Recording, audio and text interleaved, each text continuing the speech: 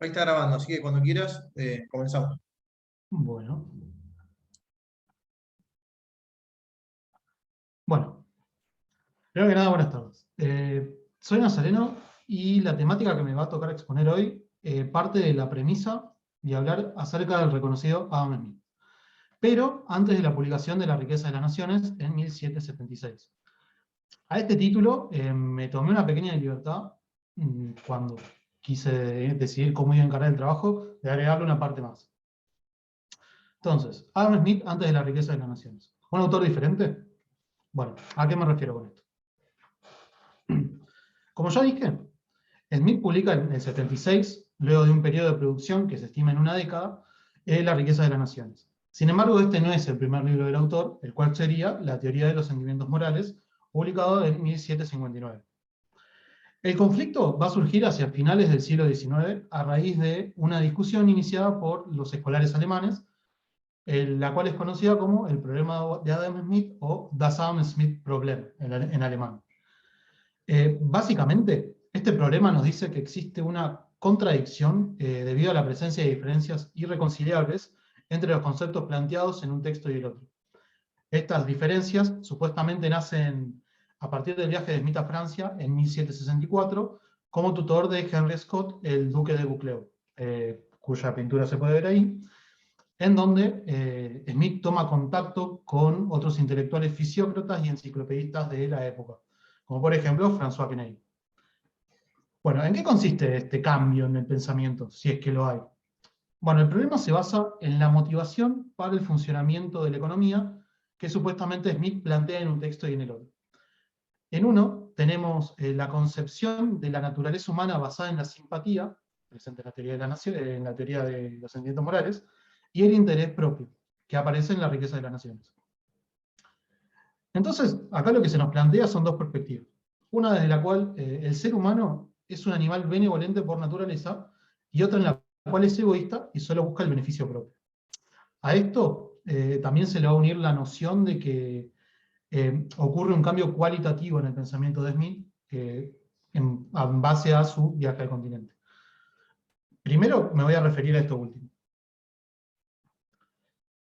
Bueno, en 1896, Edwin Cannon publica las lecturas sobre jurisprudencia, que son apuntes de un estudiante de Smith en uno de sus cursos dictados previo al viaje a Francia, que si bien no hay una fecha precisa, se sabe que son de 1763 o 1764. Estas lecturas, según el autor Leónidas Montes, son una prueba irrefutable de la existencia del materialismo francés, de que el materialismo francés no sirve como una explicación para las diferencias existentes entre la riqueza y la teoría, porque demuestran que las ideas de política económica de Smith ya estaban bastante establecidas antes de su viaje. Esto lo que hace es alimentar la idea de que la teoría y la riqueza no son solamente una exposición integral de la filosofía moral de Smith, sino que forman parte de un sistema incompleto.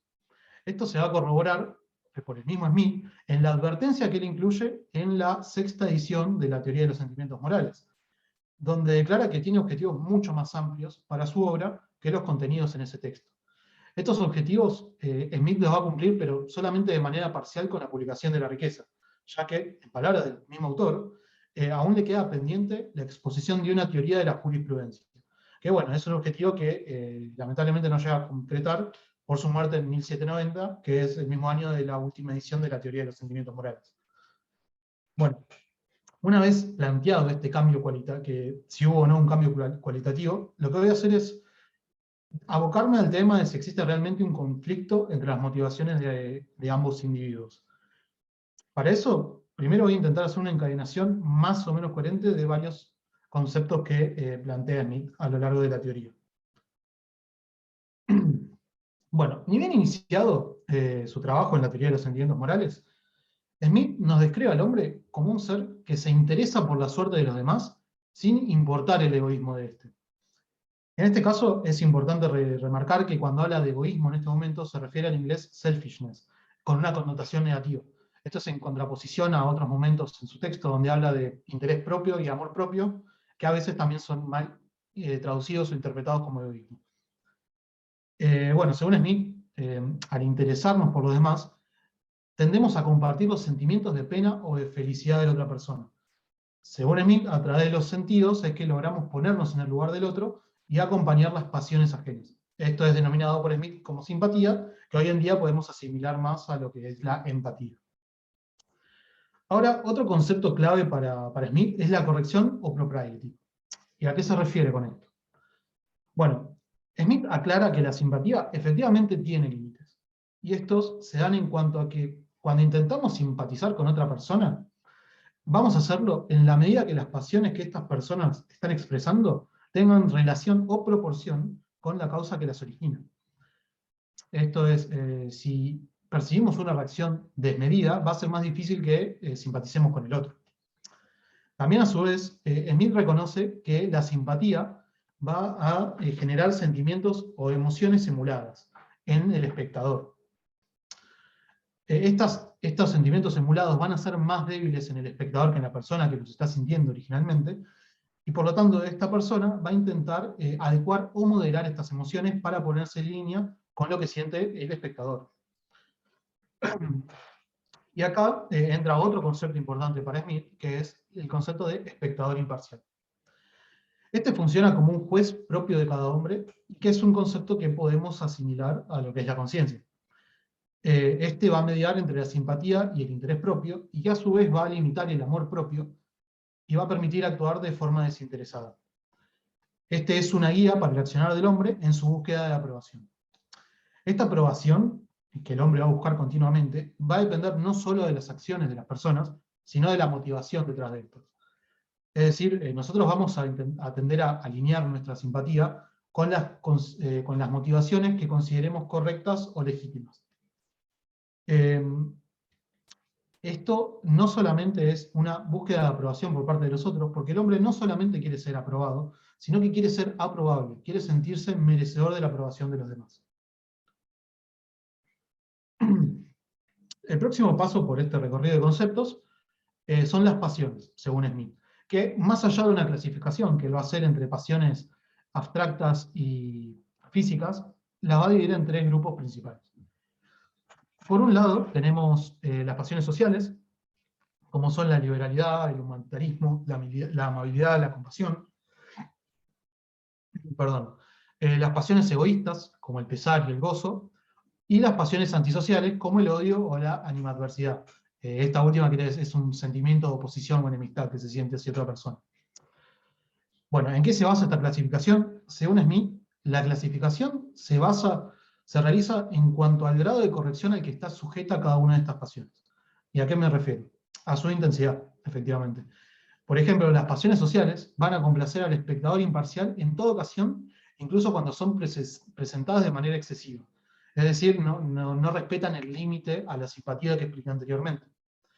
Por otro lado, tenemos las pasiones antisociales, que van a generar rechazo de manera consistente, por lo que deben ser moderadas a un límite inferior, de forma más estricta. Después tenemos las pasiones egoístas, que se ubican en una posición intermedia y vendrían a ser el resto de las pasiones, las que se consideran como normales. Bueno, Smith va a considerar que las pasiones sociales son meritorias y que las antisociales son demeritorias, o que merecen reproche. Y habla de la necesidad de incentivar a las primeras y de castigar a las segundas. ¿Y en función de qué decidimos qué es meritorio y qué es lo que merece un castigo? Bueno, en este punto se resalta el carácter y un naturalista de Adam Smith. Este nos dice que el hombre está dotado de un deseo de bienestar y de preservación, tanto de manera individual como colectiva. Y como tanto la naturaleza como el hombre tienen el fin último de la conservación y la preservación de la especie, la naturaleza dota al ser humano de una capacidad para distinguir lo bueno de lo malo. Entendido lo bueno y lo malo como las acciones o pasiones que van a permitir al ser humano sobrevivir y aquellas que son destructivas, sería. Esto Smith lo realiza, esto el hombre lo realiza a través de lo que son los instintos originales e inmediatos. De esta forma, el hombre es capaz de distinguir las pasiones sociales de las antisociales. Bueno, siguiendo con esta idea de la conservación, Smith nos va a plantear que el ser humano necesita de la sociedad para subsistir, y que dentro de una misma sociedad, todos dependen los unos de los otros. Y bueno, ¿qué es lo que sucede dentro de esta sociedad? Por un lado, vamos a tener el caso de una sociedad en la que la ayuda que se brindan los individuos se proporcionan mutuamente a través del amor, la gratitud, la amistad y la estima mutua. Esto es la acción de la beneficencia, cuya virtud es la benevolencia. Es importante notar que la ausencia de beneficencia no expone al individuo a un castigo, porque esto no necesariamente quiere decir que se vaya a materializar en un mal efectivo. Entonces, si bien la beneficencia es deseable, no es necesaria para la existencia de la sociedad. Smith nos dice que cuando haya ausencia de alguno de estos factores, la asociación del hombre se va a realizar en base a la utilidad. Y en la utilidad, Smith en este momento la entiende como un intercambio de buenos oficios mutuos. ¿Qué quiere decir esto? Que de forma interconectada, las diferentes partes de una comunidad van a realizar las tareas necesarias para la subsistencia y asegurar preservación colectiva. Lo que sí Smith plantea como un requisito ineludible para la existencia de la sociedad es la justicia, que acá la entiende como una ausencia de pretensiones sistemáticas de violencia entre los miembros. Por ejemplo, en un ejemplo que expone Smith, dice que incluso una comunidad llena de ladrones y asesinos puede formar una sociedad en cuanto y en tanto estos acuerden vivir en paz. ¿Qué quiere decir? Que no depende, la sociedad no va a depender de las características intrínsecas del individuo, sino que va a depender de las actitudes que estos adopten en sociedad. Entonces, la justicia es efectivamente un requisito, es esencial. Y también nos dice Smith que la naturaleza implanta en el hombre el temor al castigo por el quebrantamiento de las leyes, porque reconoce que estos van en contra de la sociedad y por lo tanto en contra de sus propios intereses, y por el temor a la desaprobación de los demás. Bueno, hasta acá lo que hice fue plantear los motivos por los cuales el individuo se va a adoptar a conductas consideradas positivas o de supervivencia, tanto a nivel individual como de comunidad. Para continuar, Smith nos va a decir que los seres humanos vamos a estar más predispuestos a simpatizar con la dicha que con el pesar. Y por lo tanto el hombre va a tender a ostentar la riqueza y ocultar la pobreza. Es así que el ser humano, en consideración de los sentimientos de los demás, va a perseguir la riqueza y, bueno, con la redundancia, eludir la pobreza. Creemos que ser más ricos no solo va a mejorar nuestro nivel de vida, sino nuestra percepción por parte de los demás. Claro, sí, sería que la acumulación de riqueza va a mejorar también la percepción de los demás. Entonces, esto no solamente va a satisfacer nuestras necesidades básicas, sino que va a lograr lo que Smith llama el gran objetivo de la vida humana, que es el mejoramiento de la condición propia. Que esto es tanto en condiciones tangibles como de estatus, es decir, el mejorar el nivel de vida y obtener aprobación de los demás. La pretensión del hombre de adquirir, de lograr el interés propio y la mejora propia, es lo que va a permitir, según Smith, el desarrollo de la sociedad. Y acá es donde presenta su concepto de la mano invisible.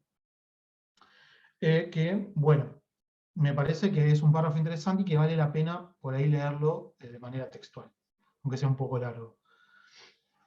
Ellos, y en este punto Smith habla de los ricos, pero específicamente de la clase terrateniente, dice que consumen apenas más que los pobres, y a pesar de su natural egoísmo y avaricia, aunque solo buscan su propia conveniencia, aunque el único fin que se proponen es la satisfacción de sus propios vanos e insaciables deseos, viven con los pobres el fruto de todas sus propiedades. Una mano invisible los conduce a realizar casi la misma distribución de las cosas necesarias para la vida que habría tenido lugar si la tierra hubiese sido dividida en proporciones iguales entre todos sus habitantes. Y así, sin pretenderlo, sin saberlo, promueven el interés de la sociedad y aportan medios para la multiplicación de la especie. Cuando la providencia distribuyó la tierra entre unos pocos patrones señoriales, no olvidó ni abandonó a los que parecían haber quedado excluidos del reparto. ¿Qué quiere decir? Básicamente, que los terratenientes no pueden consumir toda su producción o toda la capacidad productiva de sus tierras, por lo que buscan intercambiarlas. Y al buscar el beneficio propio, terminan distribuyendo los bienes por el resto de la sociedad, a través del resto de la sociedad. Bueno, ahora sí, ya terminé de exponer los conceptos más relevantes de la teoría de los sentidos morales, y lo que voy a hacer es una pequeña articulación de todo lo que mencioné hasta ahora. Primero que nada, el hombre es básicamente un ser social, que busca constantemente la aprobación de los demás en base a criterios no egoístas o meritorios, los cuales van a permitir el sostenimiento de la vida en sociedad a través de la beneficencia y la justicia. También, en busca de la aprobación, el hombre va a tender a imitar los aspectos que considera dignos de admiración o de aprobación de los demás. Y uno de estos es, efectivamente, la búsqueda de riqueza. En la persecución de su desarrollo propio, de su interés propio, perdón, es que el hombre va a lograr el desarrollo y sostenimiento de la sociedad. Bueno, ahora lo que nos queda preguntarnos, que es la pregunta base del trabajo, es, ¿esta caracterización del individuo es realmente contraria a lo que Smith presenta en La riqueza de las naciones? La realidad es que no, sino que el problema va a surgir de que a veces se consideran como afirmaciones opuestas o conceptos opuestos, cuando en realidad no son independientes, sino que son complementarios. Por un lado, según Raphael y McPhee, que son los editores de la versión inglesa del 84, de la teoría de los sentimientos morales, este problema es en realidad un pseudo problema basado en la ignorancia y en el mal entendimiento de la obra de Smith. ¿A qué se refiere? Dicen que principalmente opinan que al hablar de la motivación para la actividad económica en La riqueza de las naciones, sí, efectivamente se hace un énfasis especial en el interés propio. Pero esto no ocurre porque Smith haya comenzado a descreer del valor moral de la beneficencia, sino porque en La riqueza de las naciones tiene una mirada menos amplia, pero más detallada en cuanto a los temas que trata. Mientras tanto, en la teoría de los sentimientos morales, la simpatía actúa como explicación de los juicios morales. Pero cuando hablamos de la motivación para la acción, y no solamente de la actividad económica, sino de la acción en general, Smith reconoce una gran variedad de motivaciones, que está relacionado con lo que él considera lo que son las virtudes, que bueno, es un tema bastante amplio y que excede los límites de este trabajo. Así que bueno, pensándolo así, podemos afirmar que no existe una incompatibilidad entre el interés propio y la motivación. Perdón, el interés propio como motivación. Siguiendo esta línea de pensamiento, Amartya Sen opina que, haciendo una lectura detallada de Smith, es fácil comprender que a este no solo le preocupaba la suficiencia del interés propio para asegurar las relaciones de intercambio, sino que también eran importantes las motivaciones morales y las instituciones de una nación para el sostenimiento de la actividad económica. Dice que surge la confusión habitual de no es la benevolencia del carnicero o del panadero la que lleva los bienes a nuestra mesa, sino el interés propio. Dice que la confusión surge de que este fragmento de la riqueza de las naciones quiere aplicarse de forma generalizada a todo el funcionamiento de la economía. Por otro lado, lo que plantea Sen es que el intercambio nos beneficia a todos, y no necesitamos ser altruistas para querer participar en el mercado. ¿Cómo se explica esto? Que sí, el interés propio es efectivamente una motivación para el intercambio, pero no necesariamente para el éxito de una economía en general. Según Sen, el problema de comprensión de esto surge de una tendencia que tienen ciertas escuelas económicas a ignorar, o según Sen, algunos eligen ignorar, el resto de los escritos de Smith, para centrarse solamente en su aspecto intercambista. Es decir, obvian el resto de sus discusiones extensivas acerca de los roles de otras motivaciones en la conducta del ser humano. Bueno, para ir cerrando, Sen nos va a decir que, si bien es ampliamente reconocido el impacto de la riqueza de las naciones, la relevancia de las ideas de Smith en la teoría son a menudo pasadas por alto. Pero bueno, como ya vine diciendo, esto no ocurre debido a que Smith les haya dado un lugar especial a la visión que él tenía en la riqueza de las naciones, sino que surge básicamente de sus admiradores, que tienden a buscar en Smith a un gurú de la economía del mercado o a un referente del laissez-faire. A ver, no hay que malentenderlo, esta es la visión de Smith. Smith dice que idealmente una economía no debe ser intervenida, pero nunca deja de mencionar la ayuda que el mercado puede requerir de parte de otras instituciones para asegurar la eficacia y la viabilidad. Por algo le dedica la extensión que le dedica a las finanzas públicas en la riqueza de las naciones. También, a su vez, pensando en esto, Rodríguez Brown, que es el traductor tanto de la teoría como de la riqueza, y tiene escritos preliminares en ambas ediciones, considera, y esto es una cita textual de Brown, que la preocupación de Smith por las cuestiones morales se refleja no solo en que consideró que la teoría era un libro superior a la riqueza, sino en que siguió trabajando en la primera mientras le quedaron fuerzas. E incluso introdujo cambios abundantes en la sexta edición, como ya la mencionada advertencia, y creo que era la parte 6 que la agregó completamente. Es una parte completamente nueva, quiero decir. También el carácter complementario de ambos libros, para Brown, subyace en que si Smith en La riqueza demuestra que el mercado libre da como resultado la asignación más eficiente de recursos, en la teoría parece sugerir que la no intervención se traduce en la distribución más justa de los mismos. Esto lo único que hace es reforzar la idea de que Smith intenta explicar el comportamiento integral tanto de la sociedad como del mercado, pero en cada libro desde una perspectiva diferente. Que bueno, es un trabajo que, como él mismo admite, no llega a concluir. También Brown dice que se puede considerar la riqueza de las naciones como un trabajo de moral smithiana aplicada. Bueno, ya con esto y cerrando la presentación, me parece que y pretendí lograr una encadenación de las ideas morales y éticas de Smith que van a llevar el justificativo, que llevan el justificativo para el accionar del ser, tanto en sociedad como en el mercado. Y no podemos concluir que las afirmaciones sean negativas, sino que las afirmaciones sean opuestas, sino más bien que ambas son compatibles, y es más, son parte de una idea superadora una idea superadora de la conducta y del desempeño de la economía del mercado que Smith nunca llega a concluir. Y bueno, con eso terminaría. Muchas gracias.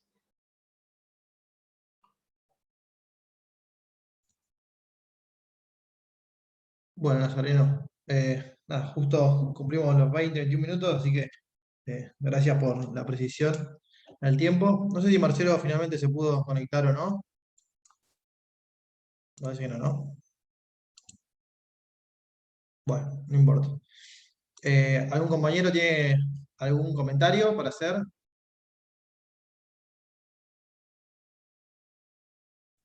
Eh, por mi parte, no, Agustín.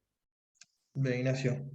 La verdad, a mí, Nazareno, te soy sincero, me agradó mucho la presentación, bien esquemática, bien concisa para el tiempo, los 20 minutos, la verdad que eh, estuviste bien claro, sobre todo en la interrelación de los diferentes conceptos de Smith en la teoría de los sentimientos morales. Solo voy a dar una opinión personal para introducir al debate. Creo que no hay contradicción entre uno y otro, entre lo que escribe Smith.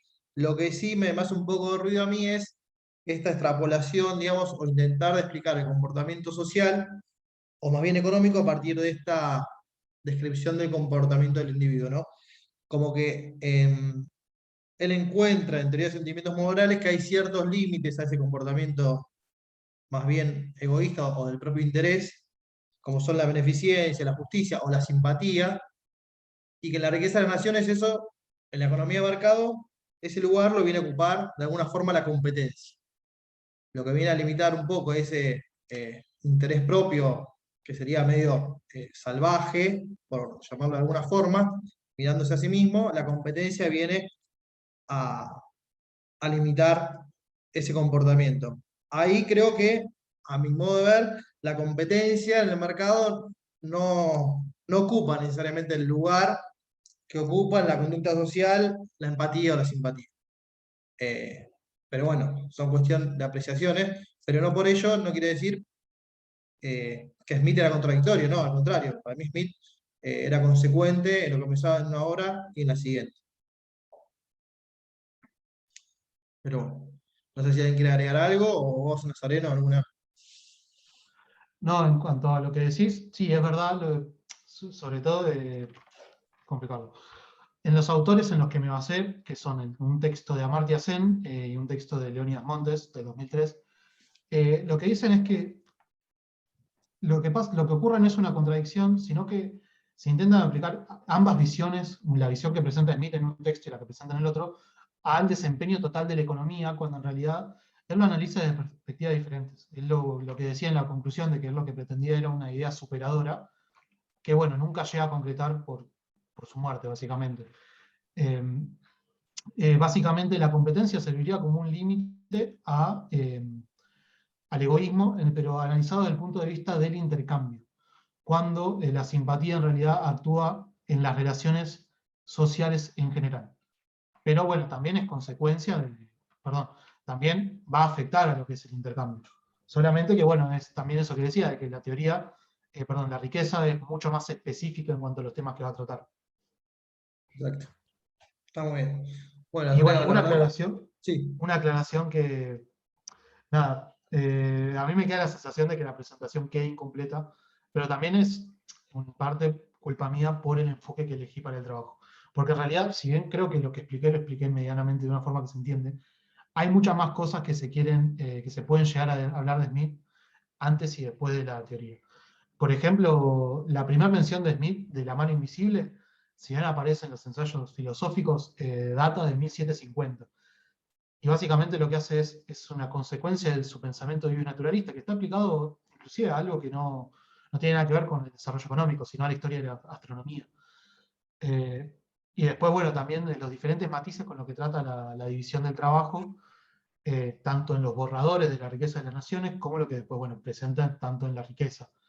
Nada, son unos fragmentos que me había prestado Marcelo que eran bastante interesantes, pero a la hora de querer incluirlos en el trabajo, nada, si los incluía iban a quedar incompletos y si no me iba a extender demasiado, básicamente. No, no, me Pero bueno, imagino. son unos puntos a considerar como que son relevantes a la hora de pensar esto. No, me parece bárbaro. No, incluso con Smith sucede también que a veces uno habla de Smith acerca de las interpretaciones que hacen otros. Por ejemplo, en el caso de la mano invisible, pero en el caso de, de las riquezas, más que nada, que es lo que más conocemos nosotros los economistas. Se hace como una caricaturización, digamos, del concepto mano invisible. Y en definitiva, lo que está tratando de representar en ese pasaje, digamos que es un pasaje solo, en esa obra, es que en esa sociedad que estaba mirando Smith, de repente uno concurre al mercado y encuentra los bienes y servicios necesarios para satisfacer sus necesidades sin que nadie las haya mandado a producir, digamos, a demanda, como era antes. Y eso, podríamos decirlo, funciona gracias a una especie de mano invisible, en el sentido que no está planificada ni centralizada esa producción. Eh, Después, ciertas interpretaciones tienden a ridicularizar, a mi modo de ver, ese pasaje de Smith, digamos. Pero bueno, son otros autores y no es el propio Smith el que dice eso.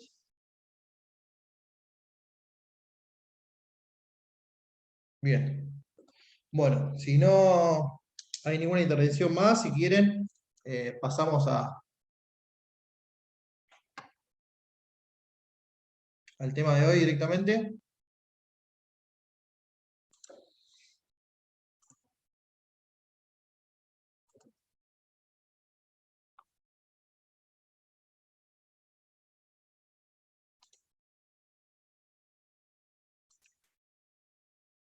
Bien, ahí se ve la presentación. Sí, eso es.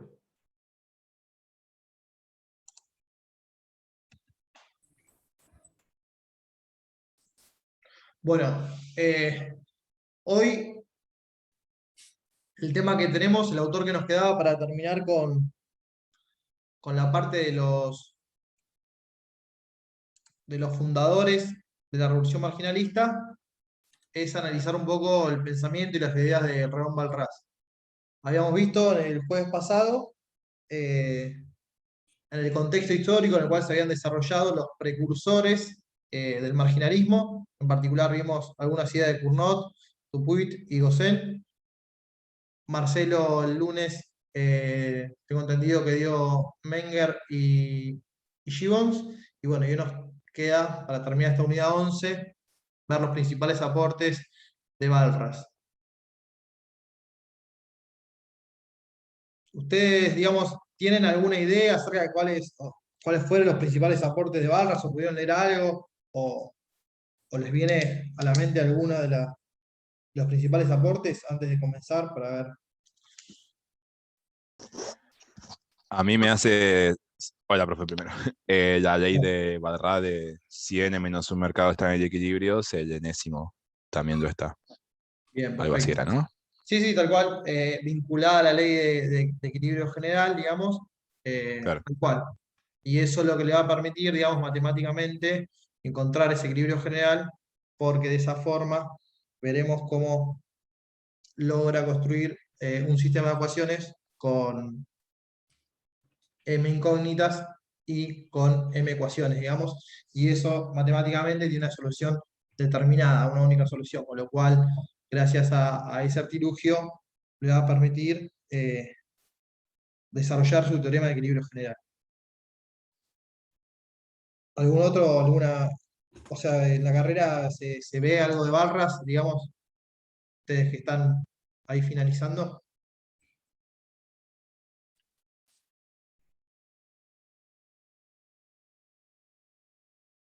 Bien. Bueno, Perdón, buenas sí. tardes. ¿Me escuchan? He podido solucionar el problema del audio. Ah, bien, Marcelo, ¿cómo estás? Sí, Sí, te escucha, Marcelo. le pido disculpas al señor Rodríguez antes que nada por... Bueno, después escucharé la grabación, No hay pero... problema, no me tenía fe, ¿eh? Tardé menos de 21 No, minutos. no, no, la verdad que una estupidez mía, como de costumbre, soy un neófito en informática. Le pido mil disculpas, señor No Rodríguez. pasa nada, no pasa nada. Deberían ver algo de Walras cuando analizan Patinkin en Macro 2, porque Patinkin trabaja sobre aportes walrasianos. Sobre equilibrio general, digamos. Hace un modelo de Claro. equilibrio general tomando Sí. nociones keynesianas también. Bien. Sí, me acuerdo. Nosotros por lo menos veíamos Patinkin en macros. Sí, hemos visto Patinkin, no recuerdo Walras específicamente.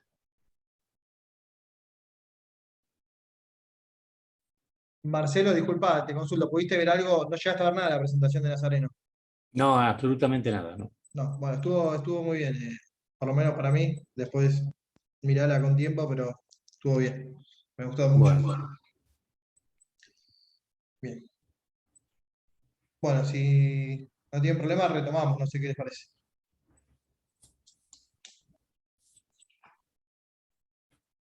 Sí, sí.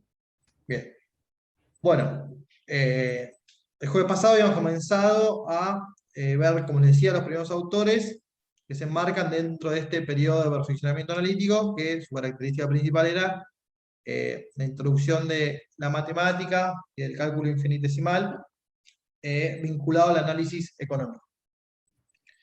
Acá tenemos la misma línea del tiempo que veníamos presentando, salvo que acá está actualizada con la foto de León Marraz, quien en 1874 escribe la primera parte de su principal obra económica, que es Elementos de Economía Política Pura, y que la va a completar su segunda parte unos años después, 1877 creo. Bien. Repasando un poco antes de comenzar, habíamos visto que en 1870, con la irrupción de la Revolución Marginalista, lo que se producía en ese año principalmente era un punto de inflexión con respecto a la teoría del valor. Veníamos de los clásicos, había una teoría del valor objetiva, y ahora nos adentramos en un periodo de la historia del pensamiento económico donde más bien comienza a desarrollarse teorías del valor subjetiva. Ya vimos autores, como les decía anteriormente, Marcelo Diego Gibbons y Menger. Yo en la clase pasada di los precursores. Y hoy nos toca finalizar esta unidad 11 con Barras. Como siempre, comenzamos con algunos aspectos biográficos del autor, que nace en 1834 en Évreux, la región de Normandía, en Francia. Algunos hablan que es franco-suizo, pero en realidad es francés, solo que él luego va a instalarse en la Universidad de Lausana, en Suiza, y a veces por eso se hace confusión, pero el autor es de origen francés. Es hijo de Auguste Walras, quien era condiscípulo de Cournot, autor que vimos el jueves pasado, en la Escuela Superior Normal de París, quien en 1834 había publicado un libro de economía titulado La naturaleza de la riqueza y el origen del valor, el cual habíamos visto la clase pasada. Y habíamos visto que uno de los principales aportes de este autor, Cournot, giraban en torno a los aportes de la noción de función de demanda, y también vimos algunos modelos de monopolio y duopolio que que desarrollaba este autor. Con lo cual, se puede decir que León Barras nació o creció en un ambiente quizás propicio para desarrollar sus ideas de economía, digamos. Entre 1844 y 1850 él estudió en el Colegio Caen y luego en el Liceo de Dubái. No sé cómo se pronuncia, pero ese es el lugar donde estudió. En 1851 se recibe de bachiller en letras y 2 años más tarde hace lo propio, pero en ciencias. Sus escasos conocimientos matemáticos, que parecieran ser una paradoja, porque es uno de los autores que introduce el análisis matemático a la interpretación de los hechos económicos, no le alcanzaron para ingresar a la escuela politécnica. Queda fuera porque rinde mal algunos exámenes de matemáticas. Sin embargo, en 1854 ingresa a la Escuela de Minas de París y en el curso preparatorio para ingenieros conoce los elementos de estática de Luis Poinsot, un libro, según Fernández López, lleno de sistemas de ecuaciones simultáneas cuya solución era determinada cuando había tantas ecuaciones independientes como incógnitas. Y esto va a ser fundamental a lo que habíamos adelantado anteriormente, al modelo de equilibrio general, va a ser fundamental, digamos, para el desarrollo del modelo de equilibrio general, que va a ser uno de los aportes fundamentales de este autor y que veremos más adelante.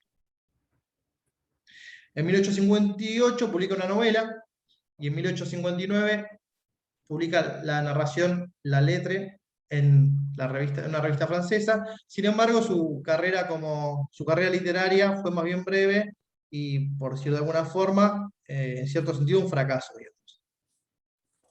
Cuestión que en el mismo año él le promete a su padre dedicar su vida al estudio de la economía, cosa que cumple y que parece ser que fue una buena decisión, digamos.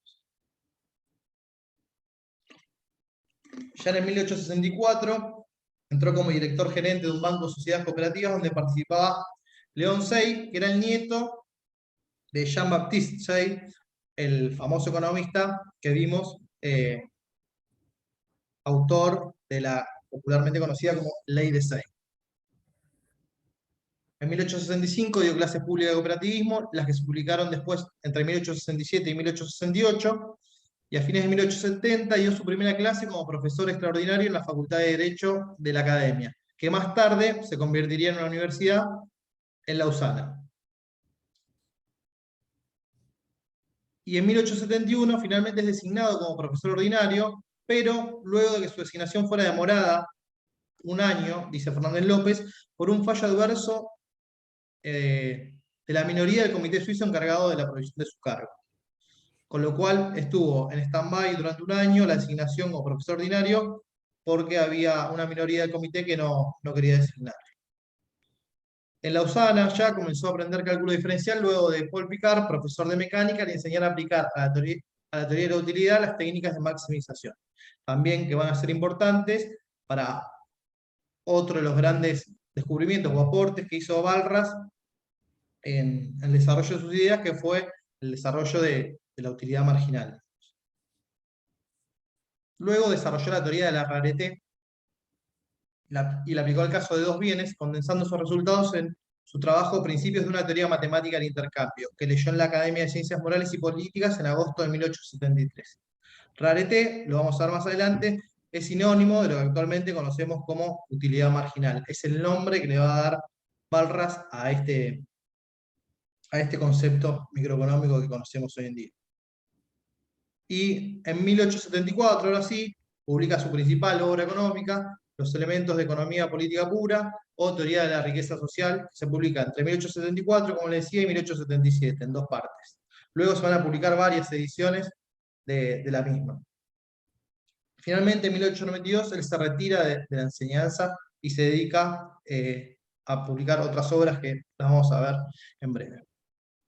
Según nos informa su principal biógrafo, que también es citado en el libro de Fernández López, si lo quieren revisar, William Jaffe, en Lausana, Barras prosperó intelectualmente, aunque no económicamente, ya que nunca pudo disfrutar de una posición financiera segura hasta su matrimonio con una viuda rica en 1884, después de la muerte de su primera esposa 5 años antes. Pero en esa ciudad comenzó la florida actividad que, con el tiempo, lo llevaría a la publicación de sus obras más conocidas, que además de Los elementos, en 1881 y 1883, En el 96 y 98 va a publicar él, y ahora veremos cuáles, digamos, todas sus obras que se publican en esos años. Y también reeditó su obra principal varias veces, como decía anteriormente, siendo la última edición en vida del autor la cuarta, que se efectuó en el año 1900. Es decir, 26 años después de la primera publicación de 1874. En sus tiempos como profesor en Lausana, Barras mantuvo una nutrida correspondencia con casi todos los economistas de alguna reputación, europeos o americanos. Y en opinión de Grunewald, que en parte fue para escapar de la frustración porque sus estudiantes de Derecho de la universidad mostraban poco interés por la economía. Privado de colegas o de estudiantes de su disciplina que lo estimularan, el autor francés siguió la práctica de enviar todos sus manuscritos antes de su publicación a otros economistas para que revisasen críticamente. Tal es así que veremos cómo también intercambia cartas y comentarios con Gibbons, uno de los autores de la Revolución Marginalista, que había publicado en Inglaterra 3 años antes ideas similares a las de Barras, aunque ambos, bueno, obviamente Barras no había leído a Gibbons, quien había publicado primero. Pero dice también los autores que hay otra motivación, que era la de conseguir la ayuda de otros colegas para difundir el método matemático de análisis en su aplicación a la teoría económica. Los autores mencionados sostienen que, prescindiendo de sus motivos, Barras consiguió en una gran medida el avance y la difusión internacional de las ideas, tan especial para el rápido progreso de cualquier ciencia. Una nota al pie también es que, así como Barras intercambiaba cartas con muchos de los economistas reconocidos de la época, dicen los historiadores del pensamiento económico que a pesar de haber sido contemporáneo suyo, no intercambió, fue con Marshall. Y él era un fuerte crítico de Marshall. En particular, entiendo por sus concepciones más bien de equilibrio parcial, cuando él había desarrollado una concepción de equilibrio general. Y había, según comentan los autores, cierta pica entre Barras y Marshall que a pesar de haber sido contemporáneos no tuvieron intercambios. Bueno, finalmente, el autor falleció en Suiza en 1910. Y en la opinión de Spiegel, Vargas fue tanto un teórico como un reformador social. En sus ideas reformistas, para las que trabajó toda su vida, siguió también a su padre. Sus propuestas, que tienen cierta afinidad con las ideas de John Stuart Mill, Gossen y George, autor al que vamos a ver oportunamente, y con la de los primeros fabianos, de los que también hablaremos, pedían la nacionalización de la tierra por medio de compra de estas a sus propietarios privados. Es decir, pedía que el Estado le compre la tierra a sus propietarios privados. Algo, digamos, incluso en la época de hoy, bastante revolucionario. Imagínense para aquella época.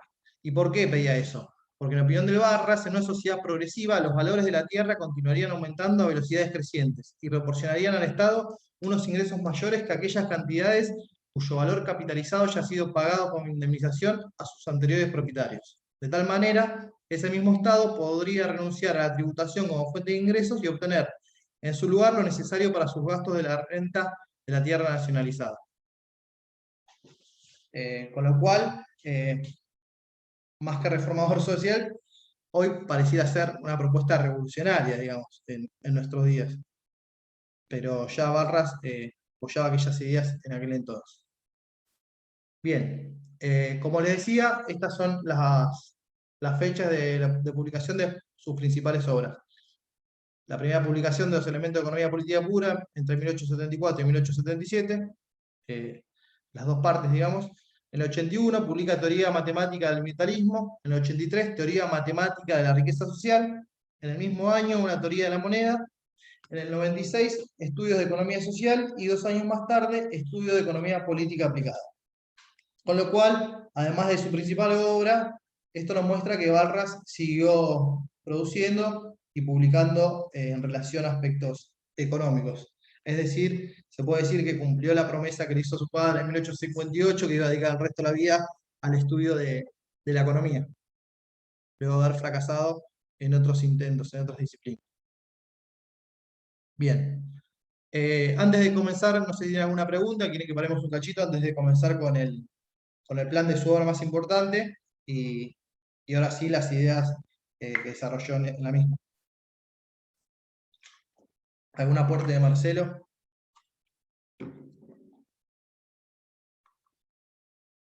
No, está muy bien. La cuestión esta de la minoría del comité suizo que así tan elegantemente comenta el doctor Fernández López, en realidad era un miembro del jurado, que lo consideraba comunista por sus antecedentes cooperativistas. Digamos, parecía que en Suiza en aquel momento no había una clara diferenciación entre lo que era el cooperativismo y lo que era el comunismo. Y por eso lo comenté, pero me parece pertinente volver a decirlo, que Fernández López especula con que al publicar sus textos, digamos, eran textos de un elevadísimo nivel de abstracción, que eran inatacables desde el punto de vista, podríamos pensar, ideológico. En parte suponía el doctor Fernández López, no lo escribió, pero lo comentaba en sus clases y en sus seminarios, era para precaverse de ese tipo de, no sé, denuncias, si vos querés. Claro. Que obviamente podían arruinar una carrera académica en aquel momento. Y muchos años después también. También, por supuesto. Bueno, acá lo que vemos es, como les decía, el plan de obra de los elementos de economía política pura.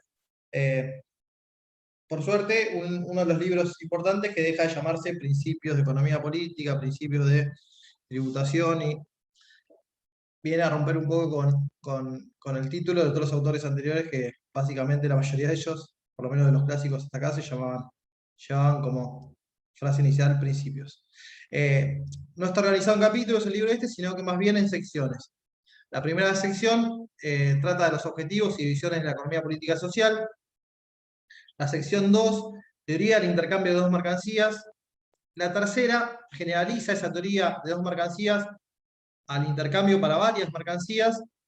La sección 4, lo que le llama teoría de la producción, digamos que generaliza, digamos, las mismas ideas que desarrolla la sección 2 y 3 hacia la teoría de la producción, es decir, cómo se determinan, va a decir ahí cómo se determinan los precios de los factores productivos, entre otras cuestiones, que es lo que vamos a ver más adelante. Vamos a ver cómo el método, cómo es su método de análisis, es entrar primero explicando de lo más simple a lo más complejo. Primero el intercambio de dos mercancías, luego se generaliza todas las mercancías de consumo, digamos, finales, y luego le agrega el consumo, digamos, la esfera de la producción, que no es más que determinar los precios de los factores, de los servicios productivos, llamaba Barthes, y ahora lo veremos.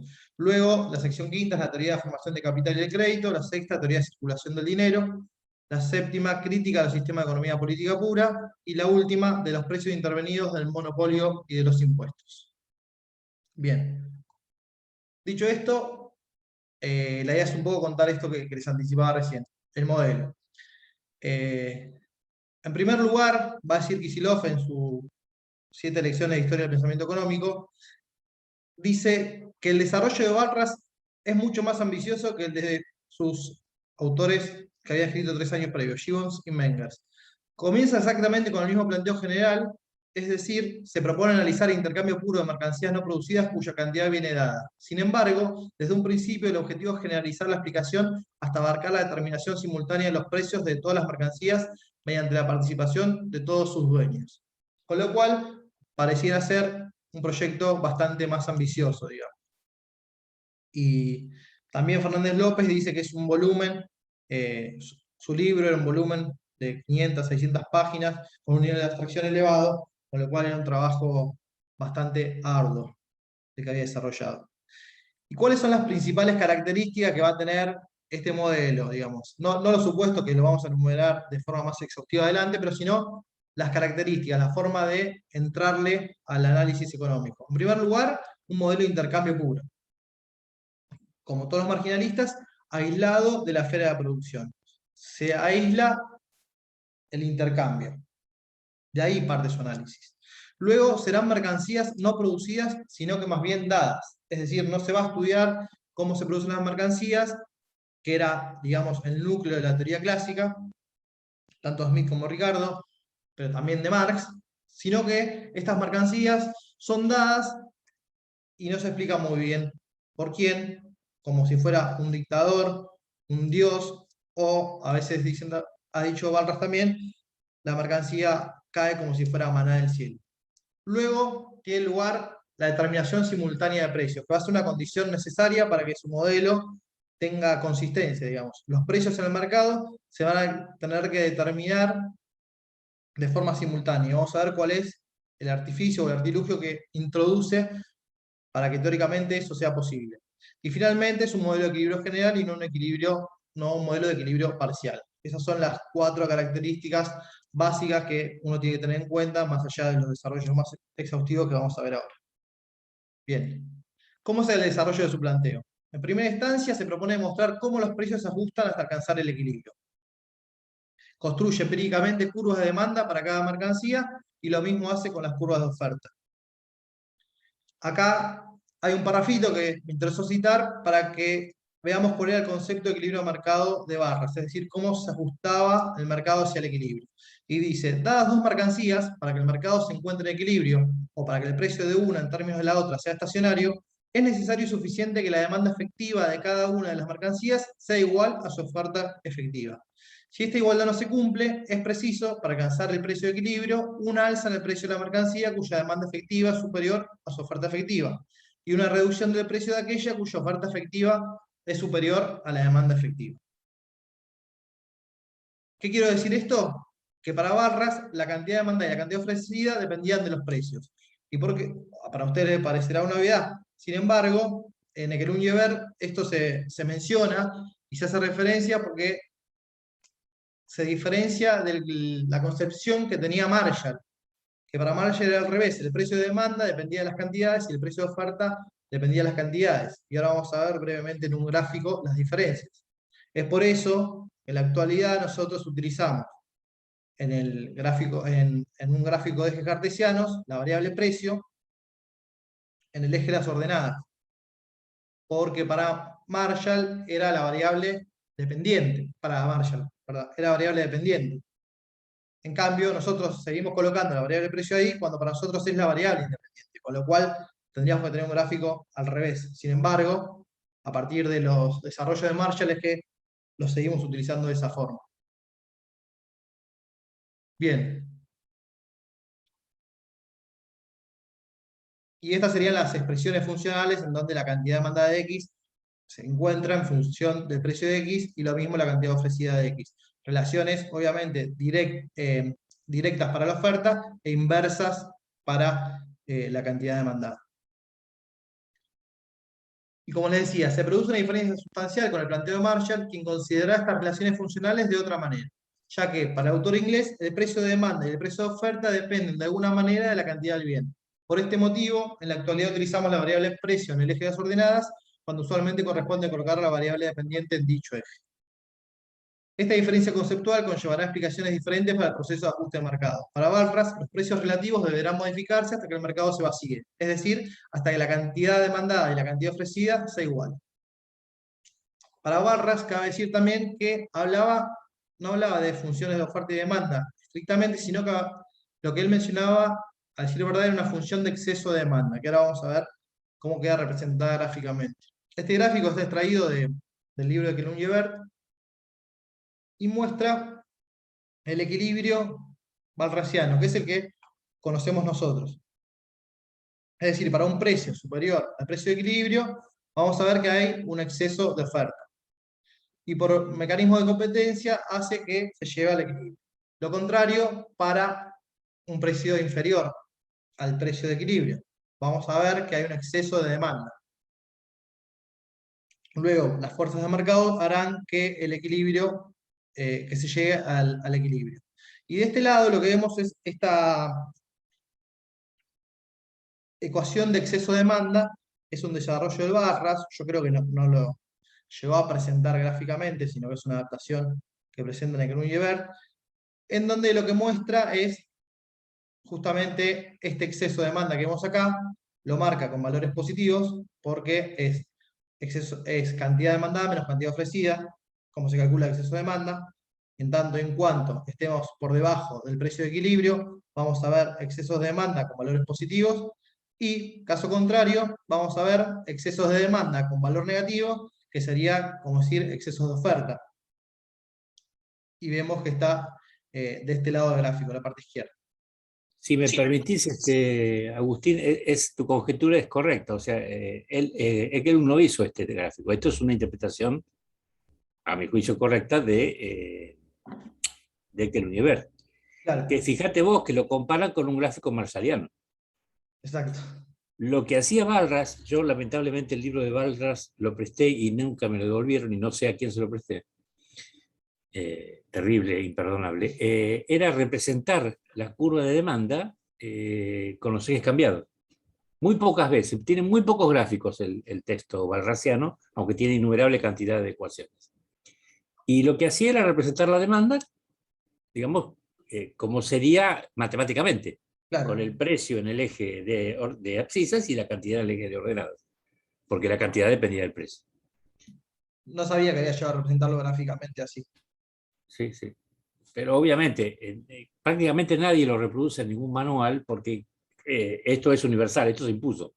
Claro. ¿Quiénes, Sí, no sí. usan, ¿Quiénes no usan este gráfico? Los austríacos, simplemente. El resto del mundo usa este gráfico. De hecho, en la introducción. Es decir, usamos la gráfica marshalliana, pero las ecuaciones walrasianas. Claro, está bien.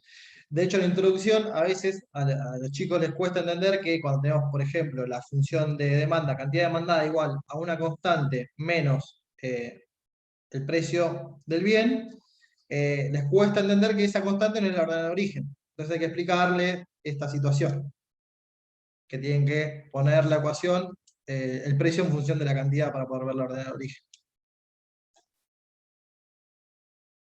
Pero bueno. Bueno, Y acá- eso también pasa en macro con la función IS y la función LM. claro, Porque también. para poder interpretar lo que es la ordenada o la abscisa, tenés que poner siempre el tipo de interés en función de la renta. Y Claro, habitualmente se presenta de la otra manera. es cierto. Perdón. No, no, está bien. Pero bueno, cosas que tenemos los economistas.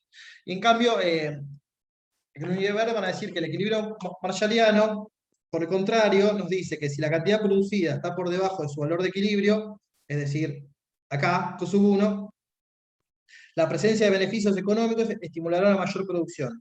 En cambio, si la cantidad producida está por encima, o sea, aquí, Q sub 2, de su valor de equilibrio, las pérdidas económicas subsiguientes estimularán una menor producción. ¿Cuál es la diferencia principal entonces? Es que este mercado walrasiano llega al equilibrio por ajuste de precio y el marshalliano por ajuste de cantidad. Lo cual, conceptualmente, es una diferencia, digamos, importante a mi juicio. Vamos a verlo cuando veamos, podés volver a la filmina, cuando vemos Sí. Marshall, que acá hay una simetría muy, muy grande, porque esta zona de este triángulo estaría dentro del área de factibilidad económica, pero esta nunca.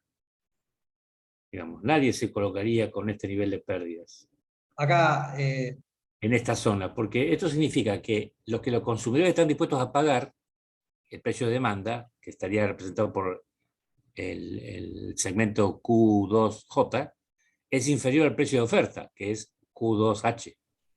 Nunca se llegaría a esta situación. claro. Digamos, esto en abstracto está bien, pero es una simetría medio importante. Aquí también hay una simetría, porque uno podía entender esta situación del triangulito inferior, pero esta situación de acá siempre se hace, decime si no. Perdón, Marcelo, no, cuando vos decís acá, tu cursor no se ve, el que se ve es el mío. Perdón. Bueno, acá es el área triangular que está a la derecha del equilibrio. Ese área triangular es de difícil ocurrencia, porque el precio de oferta es muy superior al precio de demanda, lo cual implicaría una pérdida monstruosa. Ninguna empresa se situaría, y menos la empresa representativa marshalliana, en esa posición.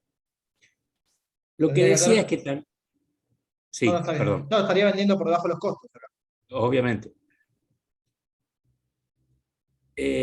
Ahora, si vamos al otro gráfico, al equilibrio walrasiano, la posición de exceso de demanda es muy fácil de entender, porque todos alguna vez la hemos vivido, que queremos comprar cosas y no pasar.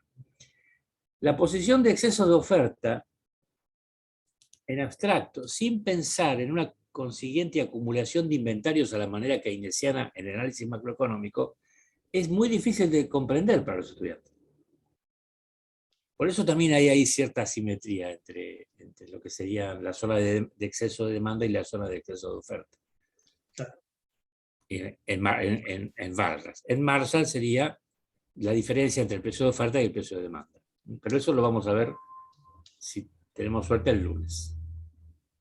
Disculpa la interrupción. No, no, está muy bien. Bueno, simplemente quería introducir esos gráficos para marcar esas diferencias, digamos, conceptuales en torno al equilibrio entre los dos autores, que como decía, no tuvieron diálogo entre ellos. Bien, el primer modelo que presenta es para el caso de dos mercancías, para luego estudiar el problema extendido a varias mercancías y determinar así el equilibrio general. Barras, como les decía anteriormente, va a partir de lo más simple hacia lo más complejo. Luego, Barras va a desarrollar su teoría de la producción, que como dijimos previamente, en la sección 4 es el título, digamos, de la sección 4 de los elementos de economía política pura. En ese sentido, Barras va a afirmar lo siguiente, y les leo este párrafo de él. Por complicado que sea un orden de fenómenos, siempre es posible estudiarlo científicamente a condición de observar la regla que prescribe ir de lo más simple a lo complejo. He analizado sucesivamente, al construir la teoría matemática del intercambio, primero el intercambio en especie entre dos mercancías y después el intercambio entre varias mercancías con intervención de numerario. Ya veremos lo que es el numerario. Haciendo esto, he omitido la circunstancia de que las mercancías son productos resultantes de la combinación de factores productivos tales como tierra, hombres y bienes de capital. Ha llegado el momento de tener en cuenta esto y de plantear, tras el problema de determinación matemática del precio de los productos, el de determinación matemática del precio de los factores de los servicios productivos. Es cierto, como los economistas han reconocido, y como tampoco a mí se me ha escapado completamente, que bajo ciertas condiciones normales e ideales, el precio de venta de las mercancías es igual a su costo de producción. Queda por saber, en una palabra, si como se dice, son los precios de los servicios productivos los que determinan el precio de los productos, o si no será más bien que el precio de los productos, determinados como hemos visto, en virtud de la ley de la oferta y la demanda, es el que determina el precio de los servicios productivos en virtud de la ley del coste de producción o del precio de coste. ¿Qué es lo que está insinuando? Digamos, está invirtiendo la causalidad. En la teoría de la teoría del valor basada en los costos de producción de Adam Smith, veíamos que el precio era determinado justamente por el costo de cada uno de los factores productivos. Y acá lo que está insinuando Barras es que al revés, lo que va a determinar el precio de cada uno de los factores productivos es el precio de la mercancía.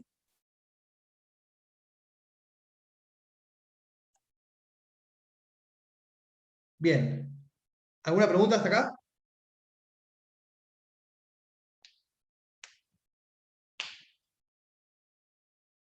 ¿Vamos bien? Bueno, lo que queda ver es el método matemático de Barras, su concepción matemática para el análisis de la economía. Después veremos el análisis acerca de la utilidad marginal y finalmente el análisis en torno al equilibrio general. Dicho esto, continuamos. En el prefacio de los elementos de economía política pura, afirma el autor francés, la economía es como la astronomía, como la mecánica, una ciencia experimental y racional a la vez. En un texto moderno, afirma el autor francés René Passet, si bien no se puede sospechar que ignorara las leyes de la termodinámica, se le puede reprochar haber considerado durante mucho tiempo que la primera de esas leyes confirmaba la interpretación mecanicista del universo. A partir de mediados del siglo XIX, la mayoría de los grandes físicos había comprendido que la mecánica y la termodinámica no podrían reducirse una a la otra. Así, esa analogía se vuelve a encontrar en las similitudes que Barras va a establecer entre la mecánica racional y la economía pura, similitud de los enfoques y similitud de las leyes. Esto habla más bien del método, ¿no? Justamente de lo que veníamos hablando. Barras continúa diciendo, su compatriota Passet retoma así las posiciones de William Stanley Gibbons, economista con el que mantuvo con constantes relaciones epistolares y del que en 1880 tradujo al francés la teoría de la economía política. En efecto, en esta obra, el autor británico había observado que la teoría de la economía presenta una analogía estricta con la ciencia de la mecánica estática, y las leyes de intercambio son similares a las leyes del equilibrio de las palancas determinadas por el principio de las velocidades virtuales. Como se notará, en los dos autores hay una tendencia a vincular a la ciencia económica con las ciencias duras, algo que veníamos diciendo y que era una ruptura entre los autores neoclásicos y los autores clásicos, a tal punto que más adelante veremos cómo se va a quitar el adjetivo de economía política y quedará simplemente el término economía para designar a esta ciencia.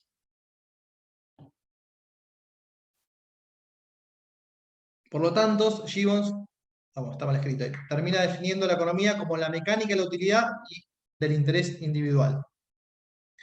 Asimismo, en este sentido, Barras escribe en uno de sus últimos textos, publicado en 1909. Recuerden que él falleció en 1910.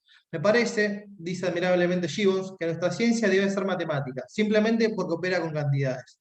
Desde el momento que las cosas de las que se ocupa una ciencia son susceptibles de más o de menos, sus relaciones y sus leyes son de naturaleza matemática. Las leyes de la oferta y la demanda tratan enteramente de cantidades de mercancías demandadas u ofrecidas y muestran la manera por la cual esas cantidades varían de acuerdo con los precios. Por consiguiente, esas leyes son matemáticas. Los economistas no pueden cambiar su naturaleza negándole su nombre. Que las leyes matemáticas de lo económico sean formuladas en palabras o en símbolos habituales es una cuestión de pura conveniencia. Si no tuviéramos en cuenta las dificultades y la locuacidad, los problemas matemáticos más complicados podrían ser abordados en el lenguaje ordinario y su solución perseguida y enunciada con palabras. Bien, con lo cual tenemos dificultades de locuacidad y entonces es que utilizan el herramental matemático para desarrollar sus ideas. En este sentido, Marcelo, te consulto, Marshall también va a negar un poco la utilización de las matemáticas, ¿no? Las utiliza solo en los apéndices y hay una diferencia importante entre Walras y Marshall, a pesar de sus coincidencias, digamos, en el herramental. Sí, sí. En ese sentido, tenés toda la razón del mundo, y eso que Marshall era, digamos, desde el punto de vista técnico, mucho mejor matemático que Walras. Era matemático, digamos, de origen, Marshall. Si no me equivoco. Claro, sus becas habían sido en Cambridge en matemática. Él empezó a estudiar economía una vez graduado en matemática.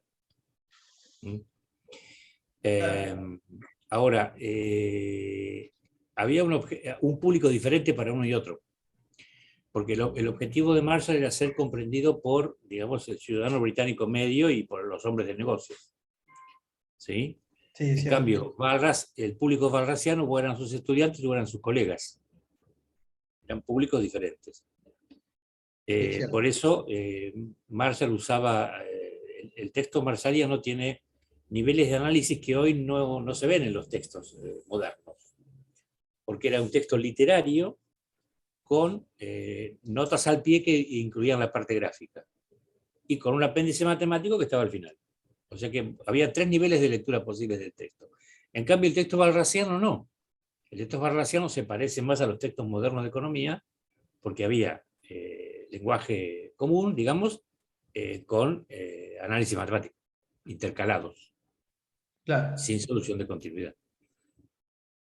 Tal cual. Bueno, gracias. Entonces, por un hombre, un lector no preparado o no entrenado en matemáticas tendría problemas de interpretación con Walras, más no con Marshall. Tal cual. Bueno, eso aplica un poco esto que decíamos antes, de que mandaba su trabajo a distintos colegas y tenía una ida y vuelta con ellos, más bien que con el público, digamos. Bien. Sí, claro, es así. Bueno, continuamos con esto de las matemáticas. Dice, las matemáticas que usa Walras son las de Newton, cálculo diferencial e integral, en donde un pequeño cambio de una variable de esfuerzo genera una ligera variación de la variable de estado. Así, al definir la utilidad marginal por la derivada de una función de utilidad total, se refiere a una variación ínfima en un punto de la curva, lo que viene a ser lo mismo, con una precisión y un rigor mayores, la variación relacionada con el aporte o el retiro de una dosis suplementaria de un bien, a la que recurrieron los economistas de la escuela austríaca. Sin embargo, agrega Passet, estos no se rinden. La correspondencia de Walras y Menger muestra que su convergencia sobre los fundamentos del valor, es decir, la teoría del valor subjetiva, no les impide oponerse acerca de la utilización de las matemáticas. Entiendo que el lunes vieron con Marcelo Menger y que él no estaba de acuerdo en la utilización de las matemáticas en la economía. Por último, y con gran optimismo y no menor capacidad predictiva en los elementos de economía política pura, el propio Barras declara su confianza en el futuro, previendo que la economía matemática ocupará su nivel al lado de la astronomía y la mecánica matemática, y ese día también se nos hará justicia. Bueno, parece ser que era un poco lo que andaba buscando, reconocimiento o justicia, y algunos autores dejan entrever cuando describen su aspecto más bien biográfico este tema acerca de este autor. Bien, ahora comenzamos con el análisis de la utilidad. Como ya se dijeron en clases anteriores, Barras, Gibbons y Menger llegaron a conclusiones similares, pero por diferentes caminos, recogiendo influencias intelectuales variadas. No se habían leído entre ellos, con lo cual no podemos acusarlos de plagio, sino más bien de un descubrimiento múltiple. Y en el caso de Barras, la influencia que recibe es doble, como también quedó dicho. Recibe la influencia de su padre, Augusto Barras, y también la de Cournot, ya que este último era amigo y condiscípulo del padre, recibiendo entonces la influencia de ambos. De Cournot, vamos a decir que hereda la idea de la curva de demanda, que anticipamos al principio, y también la idea de la aplicación de los principios matemáticos a la economía. Y de Barras, además de eso, hereda también el famoso concepto de rareté. Sin embargo, para el padre, la rareté era un concepto que aunaba lo que hoy llamaríamos utilidad y escasez, y que era lo que determinaba el valor de los bienes. En Barras hijo, la rareté va a ser identificada con la utilidad marginal directamente.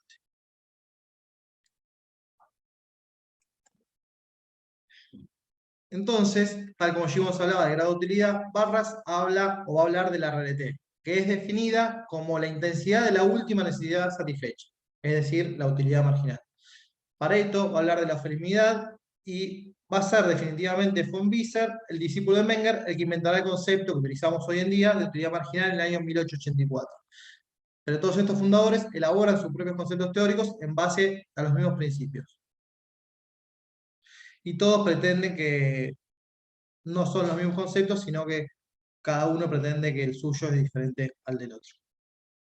Bien, en definitiva, la formulación barrasiana de la utilidad del individuo podría expresarse a través de esta forma, en donde U, la utilidad total, es igual o está en función, digamos, de las cantidades consumidas de los distintos bienes. Y ahí justamente se aplica eso. U denota el nivel de utilidad total alcanzada por el individuo, y U en función de es la notación funcional para las relaciones existentes entre los bienes y servicios consumidos por el individuo y su nivel de utilidad. Y bueno, Q sub 1, Q sub 2 y Q sub n representan las cantidades de los distintos bienes y servicios que el individuo consume por unidad de tiempo. Barra suponía además que cualquier adición al consumo del individuo aumentaría el nivel de utilidad. Más es mejor, digamos. Bien, Barras utilizó el término RT para denotar la variación de la utilidad total de un individuo como consecuencia de consumir una unidad más o menos de cualquier bien. Intentaba expresar la rarete, es decir, la intensidad de la última necesidad satisfecha, como una función decreciente de la cantidad consumida, tal como lo expresa en su principal obra. Con lo cual, una utilidad marginal decreciente, similar a la que estudiamos hoy día. Y se supone que la rarete, o utilidad marginal, es siempre positiva, de manera que, con referencia a la ecuación anterior, las variaciones en la utilidad pueden escribirse. La derivada de la utilidad con respecto a la cantidad del bien 1 es mayor que 0, lo mismo para la derivada de la utilidad total con respecto a la cantidad del bien 2 va a ser mayor que 0 y así sucesivamente. Quiere decir que dosis adicionales de cada bien van a incrementar la utilidad total. Esta propiedad de la función de utilidad se denomina insensibilidad de las necesidades en la literatura económica moderna. Bien, otro concepto útil es el del coeficiente entre las utilidades marginales de dos bienes cualesquiera en la colección del individuo. Este cociente se llama tasa marginal de sustitución. Creo que ustedes la recordarán, de micro 2 me parece, y es simplemente la valoración interna que realiza el individuo de cualquier bien en términos de otro que pueda mantener igual su nivel de utilidad total o satisfacción. Y la tasa marginal de sustitución puede expresarse como la utilidad marginal de I sobre la utilidad marginal del bien J. En definitiva, esto se va a hablar como la valoración que hace el individuo de cualquier bien I en términos de cualquier bien J. Suponiendo que la misma sea igual a 2, esto significa que el individuo puede intercambiar dos unidades del bien J por una unidad del bien I, sin alterar su nivel de utilidad total. Es decir, le es indiferente a esa tasa intercambiar un bien por el otro. Además, la tasa marginal de sustitución disminuye a medida que se añaden unidades del bien I al consumo del individuo, en relación con el bien J. Una breve reflexión nos va a decir por qué. La utilidad marginal del bien I disminuye a medida que se añaden más unidades del mismo al consumo, en relación al consumo de otros bienes. Es decir, está hablando de utilidades marginales decrecientes. Bien, como ustedes sabrán, en la economía moderna nos interesamos, o más bien se interesa por el comportamiento maximizador, que supone que un individuo maximizará su bienestar dado el entorno en el que se enfrenta dicho individuo y los recursos que dispone. Si los recursos son limitados, evidentemente el individuo no puede alcanzar toda la satisfacción que querría porque se encuentra bajo una restricción presupuestaria. Asignar recursos escasos de modo que se maximice la utilidad es identificado por los economistas como comportamiento racional. Y una de las condiciones marginales para maximización de la utilidad indica que, dada una restricción presupuestaria, el consumidor individual comprará bienes hasta el punto en que las utilidades marginales de todos los bienes consumidos por unidad del bien base, generalmente es el dinero, ese bien base, y por tanto, por unidad monetaria, sean iguales. Simbólicamente, esto lo vamos a expresar, o se puede expresar de la siguiente forma. La utilidad marginal de 1 sobre el precio de 1 deberá ser igual a la utilidad marginal del bien 2 sobre el precio de 2, y así sucesivamente. Es decir, es la igualdad de las utilidades marginales ponderadas, digamos, debe haber una equivalencia entre ellas. Sin embargo, esto requiere una elaboración de esta condición que se denomina ley de las utilidades marginales ponderadas. Y la misma implica que, a fin de maximizar la utilidad, la valoración de cada bien por parte de un individuo, en términos de numeraire, o numerario, no es correcto llamarlo numerario, digamos, pero se va a aclarar bien, acá hace referencia a ese concepto, tiene que ser igual a la valoración de mercado, dicho bien, en términos del numeraire. Si N representa el numeraire, esta condición puede entonces expresarse de la siguiente forma. La utilidad marginal de 1 sobre la utilidad marginal del numeraire es igual al precio de 1. Y así con todos los bienes. Con lo cual esa igualdad queda cuando introducimos el concepto de numerario, que es, el numerario viene a ser el patrón de medida de todos los bienes, digamos. No necesariamente es el dinero, de hecho para Barras no era el dinero, pero nosotros en la economía moderna utilizamos como el dinero. Bueno, el racionamiento que hay detrás de esta condición para la maximización de la utilidad es expuesto por Barras en los elementos. Y para el caso de dos mercancías nos dice que, dadas dos mercancías en un mercado, la satisfacción máxima de las necesidades o el máximo de utilidad efectiva se alcanzará para cada individuo cuando la proporción entre las intensidades de las últimas necesidades satisfechas o proporción entre raretés sea igual al precio. Mientras que dicha igualdad no se logre, será ventajoso para el individuo vender parte de la mercancía cuya rareté es menor que el producto de su precio por la rareté del otro bien, para adquirir parte de la otra mercancía cuya rareté es mayor que el producto de su precio por la rareté de la primera mercancía. Bueno, como verán, es bastante duro el lenguaje de Barras, sobre todo porque tiene que explicar cuestiones más bien matemáticas. Y la lógica de Barras puede ilustrarse con respecto a las relaciones expresadas en la ecuación recuadrada anterior, que, para que recuerden, era la de acá abajo. Estamos haciendo referencia a esta ecuación.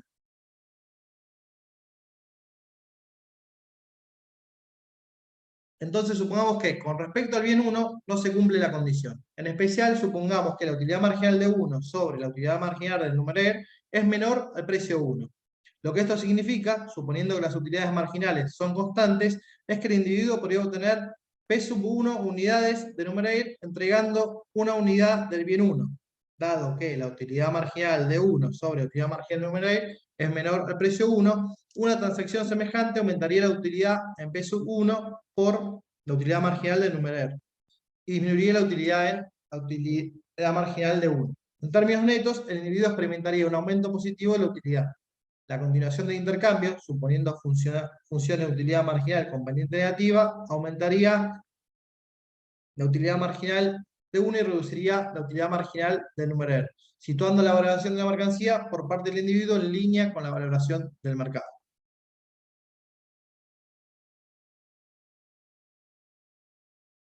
Bien. Entonces, Perdón, sí. Perdón, eso en la micromoderno, en la teoría ordinalista, la tasa marginal de sustitución, que es a la que lo estamos refiriendo, estaría en equilibrio para cada individuo cuando se iguala a la relación entre los precios de las dos mercancías intercambiadas, a la relación de precios.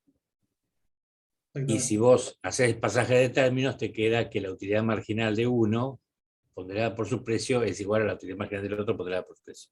O sea que habría ahí un pasaje entre una teoría y la otra. Eso se ve en micro. O al menos se veía antes, no sé ahora. Perdón por la interrupción. No, está bien, está bien. Digo, para que no parezca tan áspero esta Sí, manera francamente odiosa de Barras de presentarlo. Pero bueno, es el problema que tienen los precursores. Bien. Barras resumió la solución general del problema de varias mercancías después de una aplicación matemática del sistema de ecuaciones.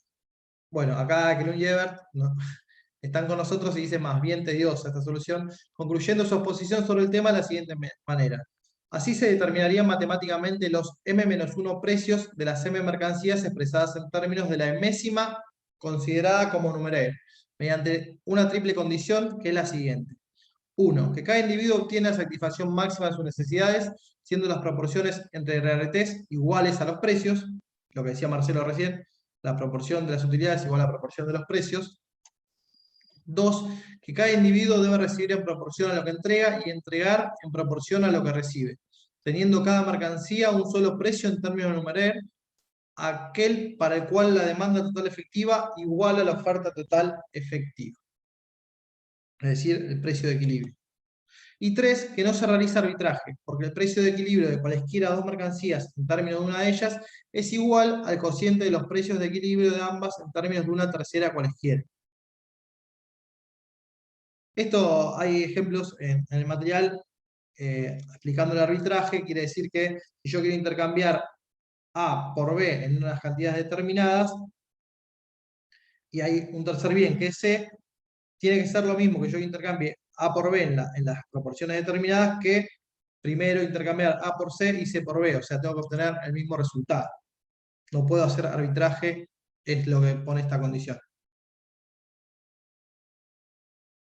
Y completaremos esta explicación con el análisis de equilibrio general. Hasta acá, lo que introdujimos hasta aquí es el análisis de la utilidad marginal en barras, que era algo que compartía con los autores que vimos el lunes, con Menger y con Gibbons. De esta forma, el mercado garantizaba una solución al problema a través del mecanismo de la competencia. En resumen, Barras creía que su sistema científico tenía un referente empírico. Él pensaba que había descrito la solución que las fuerzas competitivas establecerían en el mundo real. Él estaba convencido de que su aporte del equilibrio general era un aporte importante. De hecho, creo que lo fue. Bien. Ahora bien, cuando nos introducimos en el análisis de equilibrio general, que un poco en la presentación lo habíamos anticipado, tenemos que introducir ciertos supuestos o condiciones restrictivas, que son los siguientes. Competencia perfecta para los mercados de bienes y para los mercados de factores o de servicios productivos, que es como él lo domina. Él lo llama factores productivos, sino servicios productivos. Libertad de entrada. Movilidad y flexibilidad de los precios, tanto de los bienes como de los servicios productivos. En una palabra, todos los mercados funcionan en competencia perfecta. Los ingresos empresariales deberían ser iguales a los costos empresariales, como así los ingresos de los consumidores deberían igualar sus gastos. No hay ahorro ni formación de capital y no existe incertidumbre. O sea, no hay dudas con respecto al futuro, sino certeza, de manera tal que los individuos no se ven motivados a conservar reservas monetarias. No hay ahorro. Se trata de una economía cerrada, es decir, que no hay intercambio con el exterior. Y no existe ningún tipo de interferencia gubernamental. Digamos, son los supuestos que más o menos utilizamos en la economía moderna con los modelos más básicos. Bien, acá lo que decía anteriormente, Barras no trabaja exactamente con lo que son curvas de demanda, como las conocemos hoy, sino que trabaja con lo que se llama función de demanda excedente, que era el grafiquito de Knut y Ebert que presentaban a la izquierda del mercado en equilibrio. Esa era la función de demanda excedente. que no es más que la diferencia entre las cantidades demandadas y las cantidades ofrecidas. La idea balraciana consiste en demostrar que en el equilibrio general, todas las demandas excedentes se anulan. Esto es, en terminología balraciana, que todos los mercados se van a vaciar, digamos. Es una expresión que todavía no utilizamos. Y el primer modelo que hace Barras, cuando no considera la producción de bienes, recuerden que yo les decía que este lo va a introducir después, imagina un reino mítico donde existe una especie de dictador que todos los días domingos, por ejemplo, provee a los consumidores de una cierta dotación fija de bienes. Se trata siempre de la misma población, esto es, la misma también es fija. La misma cantidad de bienes, la misma población, y minutos antes que se realice dicha provisión, digamos, mágica de los bienes, el remanente que haya quedado la semana anterior desaparece. Es decir, no puede haber acumulación de excedentes de mercaderías. Es decir, que todas las... ¿Cómo es la situación? Hay una población que está dada, determinada, un número de individuos determinado, a los cuales se le van a asignar de forma aleatoria ciertas mercancías. A partir de ahí es que se va a producir el intercambio, pero antes del domingo siguiente, cuando transcurre esa semana, esos excedentes que tienen cada uno de los individuos van a desaparecer, con lo cual va a iniciar nuevamente el proceso. Es el dictador el que asigna las cantidades de bienes según su propia voluntad, pero los distintos consumidores no consumen toda la misma cantidad de bienes. Entonces, ahí es que surge la posibilidad de que estos se intercambien entre sí. Y la pregunta que surge es, ¿hasta cuánto van a intercambiar? Y bueno, y eso es lo que pretende demostrar Barras. En su modelo existen M mercancías o bienes o productos, y existen N servicios productivos o factores productivos, como lo llamamos nosotros. Si existen M mercancías, ¿cuántos precios de mercancías van a existir? Bueno, por supuesto, va a haber M precios de bienes también. Para M mercancías, M precios de mercancías. Y en segundo lugar, N precios de servicios productivos, es decir, tantos precios de servicios productivos como factores productivos hay en el modelo. Y finalmente existen M por N coeficientes técnicos, dice Barras, que son las relaciones de producción, es decir, cómo asignamos los servicios productivos a la producción de cada bien. Hay una serie de coeficientes técnicos de producción a la manera como nosotros obtenemos la matriz de coeficientes técnicos de una matriz de relaciones intersectoriales, como la proporción en que los distintos insumos afectan a la producción de un sector, o bien, en nuestro caso, digamos. Estos son los coeficientes técnicos balracianos, que son M por N. Es decir, M por N eran las cantidades de mercancías por la cantidad de factores que había. ¿Está claro? Y Barras va a trabajar con coeficientes de producción fijos o constantes en los modelos que él presenta en primera instancia. Luego él va a hacer que esos coeficientes de producción sean variables y va a complejizar un poco más, pero en las ediciones posteriores no va a hacer eso. Dicho esto, esto es un antecedente de lo que hoy conocemos como matriz insumo-producto. Yo en la actualidad estoy trabajando con matriz insumo-producto y con coeficientes técnicos de producción, y digamos que Leontief, que fue el pionero, digamos, en trabajar con matrices insumo-producto para Estados Unidos, reconoce que sus ideas están inspiradas, en cierto sentido, en estos descubrimientos, por así llamarlo, de Barras. Bien, recién las últimas ediciones de su obra va a introducir lo que le decía los coeficientes de producción variables. Pero en la vida real, Barras va a considerar, o sea, Barras considera en su modelo abstracto N servicios productivos. Sin embargo, cuando traslada el análisis a la realidad, considera la existencia de 3 factores productivos, al igual que la escuela clásica: capital, tierra, trabajo. En una de las citas anteriores, él decía capital, tierra y hombres, digamos, como los factores productivos. Con lo cual, en ese sentido hay una continuidad con la escuela clásica. Con lo cual, si en esta economía existe lo que acabamos de escribir, y si queremos elaborar un modelo de equilibrio general, ¿cuáles serían las incógnitas del mismo? Bien, estas incógnitas serán las cantidades y los precios, las cantidades de mercancías y precios de las mismas, cantidades de servicios productivos y los precios de los mismos, y también las formas que adoptan los coeficientes técnicos. Entonces, ¿cuántas serán las incógnitas del modelo en términos matemáticos? Es lo que hay que determinar. Y según Barras, M cantidades de mercancías más sus M precios, más N cantidades de servicios productivos, más sus N precios, más M por N coeficientes técnicos, lo que va a dar lugar a esta ecuación. 2 por M, es decir, 2 por la cantidad de mercancía, más 2 por n, más m por n, que era el número de coeficientes técnicos que teníamos.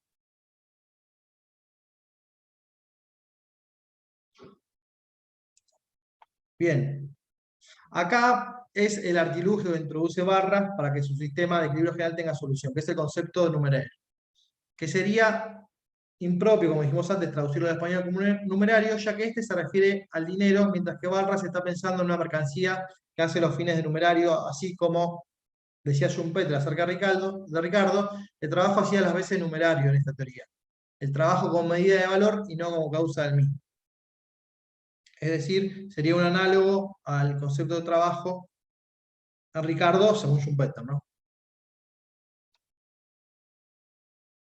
Bien, hay entonces un numerario, o sea, una mercancía que actúa como unidad de medida de valor para todo el sistema, como una mercancía patrón. El precio del numerario es igual a 1, digamos, por decirlo de alguna forma, por decreto. Lo determina barras ad hoc en este modelo. Es como si nosotros en un modelo contemporáneo dijéramos que el precio del dinero, por definición, es igual a 1. Por lo tanto, es posible eliminar una incógnita, que es el precio de esa mercancía que hace las veces de numerario. En consecuencia, el número de incógnitas se va a ver reducido y nos va a quedar de la siguiente forma. 2 por m más 2 por n más m menos n, m por n menos 1. Y esto nos va a permitir lo siguiente. Bien, perdón. Este es el número de incógnitas. Ahora lo que tenemos que determinar es cuál es el número de ecuaciones. Con lo cual, en un sistema matemático, para que tenga solución y sea determinado, tenemos que traer el mismo número de incógnitas que el mismo número de ecuaciones. ¿Y qué es lo que va a decir barras?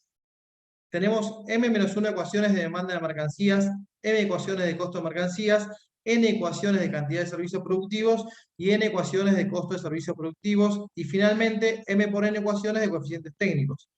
Y acá la pregunta, ¿por qué hay m-1 ecuaciones de demanda? Recuerden también, para el sistema tenga solución, las ecuaciones tienen que ser independientes. Y acá está lo que anticipaba, ¿quién era el que anticipaba la ley de barras? Digamos que en el último marcado se determinaba si todos los demás estaban en equilibrios. Uno de los compañeros lo anticipó al principio. Bien, entonces... Lo había mencionado. está bien.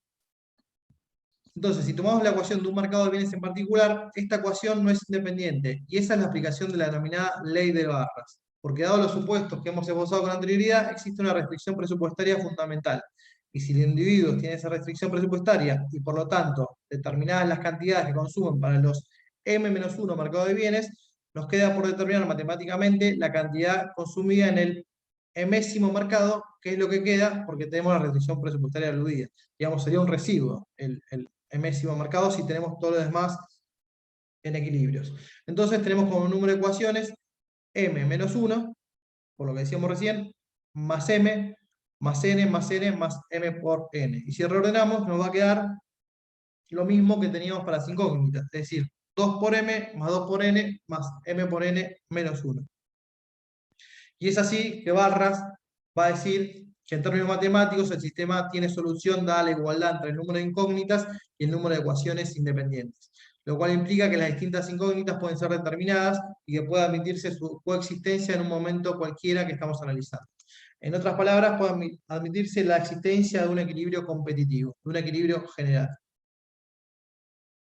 Bien, y para ir cerrando, Spiegel nos dice que Barras puso orden en el caos. Porque mientras los marxistas denunciaban la anarquía de la producción capitalista, Barras demostraba con su modelo que no había tal anarquía, por un lado, y por otro lado, aunque nos estemos adelantando, demuestra lo que Olivera llama el teorema de Smith, porque Olivera lo veremos más adelante, que se obtiene la máxima utilidad posible dejando actuar a la mano invisible. Estas son las consecuencias, digamos, que tiene el descubrimiento, el descubrimiento de la posibilidad de existencia de un equilibrio general en términos matemáticos según León Barras. Con lo cual, sus dos principales aportes, podemos decir, o lo hemos dividido en tres en esta presentación, es la introducción y el método matemático, el análisis acerca de la utilidad marginal, y finalmente el análisis de equilibrio general, que en contra de lo que quería el autor, él creía que se iba a popularizar o o a ser más conocido por su desarrollo acerca de la utilidad marginal, lo que ha trascendido más asociado al nombre Barras es el análisis de equilibrio general. Y finalmente, bueno, Barras va a concluir, y bueno, no dice concluirá, no va escrito. Les puse unos párrafos para terminar de redondear lo que venimos diciendo en el principio de estas clases, ¿no? Que hay un punto de inflexión en la concepción acerca del valor con los clásicos. Y acá Barras es explícito en eso. Y dice, el valor proviene, por tanto, de la rareté. Todas las cosas distintas del trabajo tendrán valor y se intercambiarán al igual que este. Por tanto, la teoría que sitúa el origen del valor en el trabajo es, más que una teoría estrecha, una teoría completamente vacía.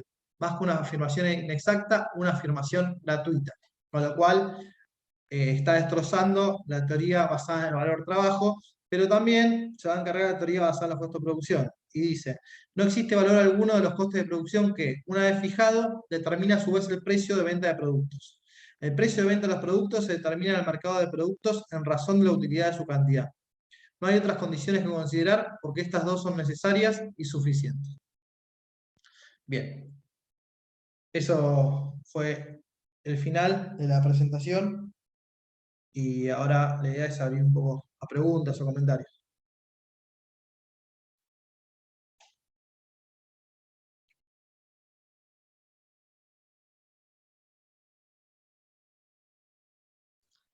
Yo por mi parte, profe, muy claro, no tengo ninguna duda. Muy claro, bueno, tampoco hace falta que me mientan, ¿eh? Porque es uno de. O sea, bastante tedioso el desarrollo de Barra, por lo menos a mi Sí, juicio. yo por mi parte fui Sí, siguiendo sí, el hilo, pero nada, me por falta ahora en la clase verlo bien, por ahí repasado. después cuando lo llega todo completo me Exactamente. agarra un poco la cabeza, pero por ahora bien. Bien. Bueno, Había otro opinador, ¿quién era que se superpuso a la voz? No, yo dije que también, lo mismo que Gonzalo, que seguí el hilo, pero bueno, después al repasarlo capaz que surge alguna duda, pero no, se entendió muy bien. Es interesante ver cómo hay un punto de conexión entre Balras y los austríacos en esta última afirmación. ¿No? que el precio del bien determina el precio de los costes de los factores productivos. Sí. Sí. Menger decía los bienes de orden superior, digamos. Hablaba. Claro.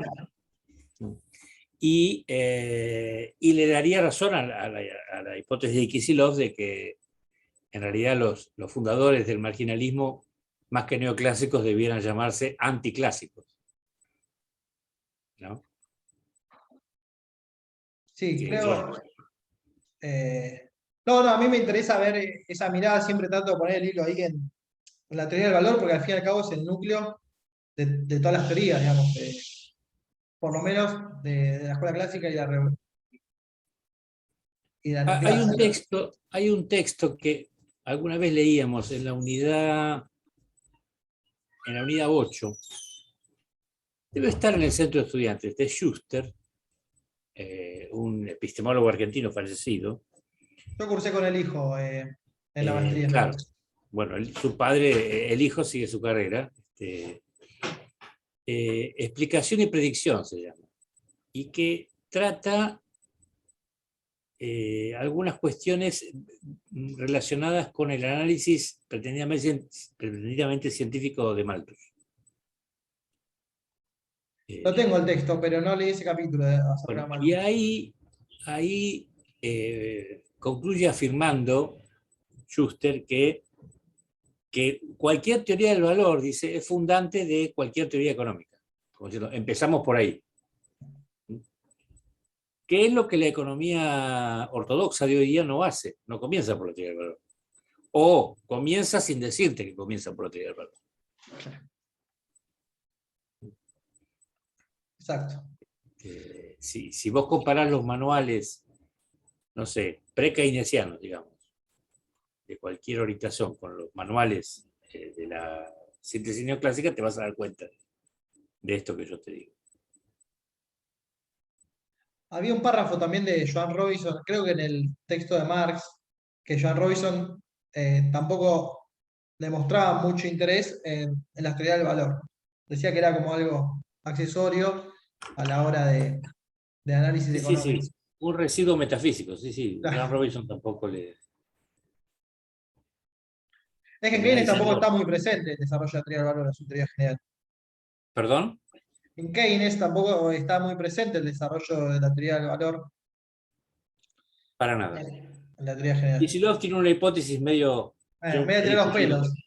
He discutido con Marcos esto porque no estoy de acuerdo con lo que Marcos sostiene. Porque, aunque manifiesta su simpatía por la cuestión de que el trabajo pueda considerarse un elemento del valor, no creo que tenga una teoría del valor trabajo o algo semejante a Keynes. Es más, Keynes en ese sentido sigue siendo marshalliano. Claro. En ese y en otros sentidos, muchos más sentidos de lo que uno podría pensar. El concepto de renta nacional es típicamente marshalliano. La idea de que el consumo depende de un montón de cosas, pero que es una función estable del ingreso real, es aplicar la condición ceteris paribus. Ni más ni menos. Sencillamente, o sea, y eso es Marshall. Sí. No en vano fue alumno directo de Marshall. Y no en vano, cuando muere Marshall en 1924, la viuda de Marshall le pide a Keynes que escriba su, digamos, lo que sería la necrológica oficial. Claro. Por eso. Y no hay en el texto marshalliano ninguna expresión de agravio, de deshonra para Marshall. Ninguna. A Pigou sí. A Pigou le da sin asco. Sí. Es el que contra el que escribe, digamos, ¿no? A Pigou le da sin asco y es el motivo por el cual Pigou va a rechazar la teoría general. Bueno. Y recién después de la muerte de Keynes va a poder juzgarla con más objetividad. Estás mencionando en la bibliografía también una traducción de un par de conferencias que dio Pigou después de la muerte de Keynes, donde revaloriza la teoría general contra las cosas que había dicho antes, digamos. Claro. Tuvo que morirse Keynes para que Pigou de alguna manera perdonara lo que, digamos, los agravios que Keynes le había, que no eran personales, eran más bien a lo que Pigou demostró. Pigou era lo que Keynes llamaba el último exponente de una concepción clásica de la economía, contra la que él estaba en desacuerdo, ¿no? Con la que él estaba en desacuerdo. Fue Él como el llamaba Punching Ball. clásica a la neoclásica, digamos. Él llamaba clásica a todos, desde Smith, o mejor dicho, desde Ricardo hasta Pigou. Claro. Todos esos eran clásicos. Es como decir, bueno, todos los que estuvieron antes de mí son clásicos, ahora vengo yo. Porque si algo no tenía Keynes, era modestia. Para nada. Para nada.